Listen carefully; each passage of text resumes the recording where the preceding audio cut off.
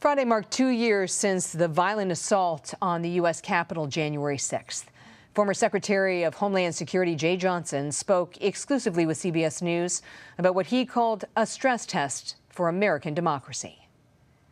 Given what we've learned from multiple probes, is the nation in a better place? I think that the nation is in a better place in that we now have a heightened awareness of how fragile our democracy can be if people, various influences, decide to try to put our nation under a stress test. 2 years ago, the nation survived that stress test, but it was a fraught moment, obviously. And so I think that the public at large has a heightened awareness of some of the dangers that exist out there. I'm caught by the fact that you call January 6th a stress test. Why are you using that phrase? One of the things that I think we learned from this experience, our Constitution and our laws do have gray zones. The Constitution is a relatively simple, short, but very elegant document. The Electoral Count Act is a relatively short, simple statute, but they have gray zones, they have ambiguities, they have age-old ambiguities, and so much, therefore, of our democracy depends upon wise, mature leaders who have an understanding of our Constitution, our constitutional norms, to abide by those. Up until 2 years ago, it was an expectation that if you're running for president and you lose, you concede. You concede for the sake of the strength of our democracy.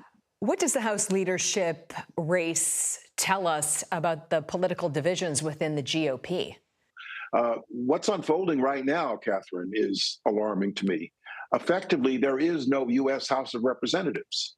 It is the House of Representatives right now, as we speak, to the extent that exists, is being run by civil servants, the clerk who presides over 434 private citizens. If we had to pass a law in this country, we could not do so right now because there are no sworn-in, authorized members of the U.S. House of Representatives. Given former President Trump threw his support behind Kevin McCarthy, what does that say about the former president's influence? To me, it suggests that President Trump's influence may be waning right now, and that the far right within the Republican coalition in the House is no longer beholden to whatever former President Trump says or wants. As a former Homeland Security Secretary, is the threat of domestic violent extremism greater than al-Qaeda or ISIS?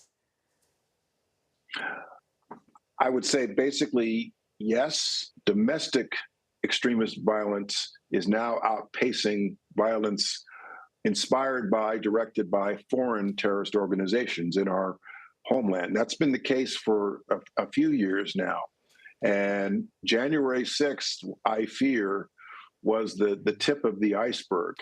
As a former Defense Department General Counsel and Assistant U.S. Attorney, do you believe there's sufficient evidence for the special counsel to bring charges against former President Trump? It certainly seems to me that former President Trump and those closest to him on January 6th are in what I'll refer to as the ambit of criminal liability, specifically for violation of the insurrection statute.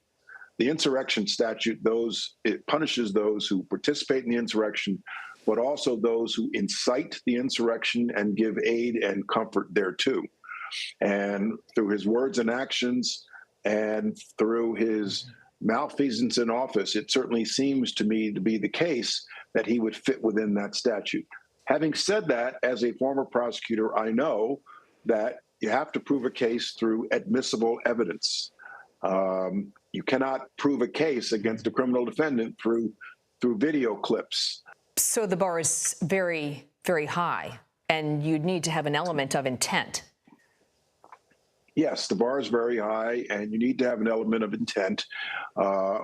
If former President Trump is prosecuted The prosecutors will have to prove beyond a reasonable doubt what he thought, what he said, what he heard, and what he did at the time to establish his actions and to establish criminal intent. Do you think we'll see charges this year? By appointing a special counsel, Attorney General Garland did cross a threshold of sorts where we now know that the former president is indeed a subject or target of a criminal investigation. As we close out, what can be done to mend the divisions between Republicans and Democrats? I believe that the voters, citizens, should begin to look at their elected leaders in a different way. Not simply, do you have the loudest voice, but what are you actually doing to compromise in Washington to get stuff done for the benefit of the American people? Let's incentivize and reward those elected officials who actually get stuff done, rather than just be loud, cranky backbenchers in Washington. And if we do that, you incentivize a certain type of political behavior that brings people together, in my view.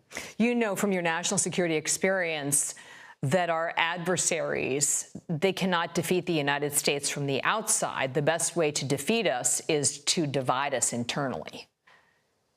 Correct. Yes, I'd have to agree with that. It's in the interest of our adversaries to cause domestic division in this country.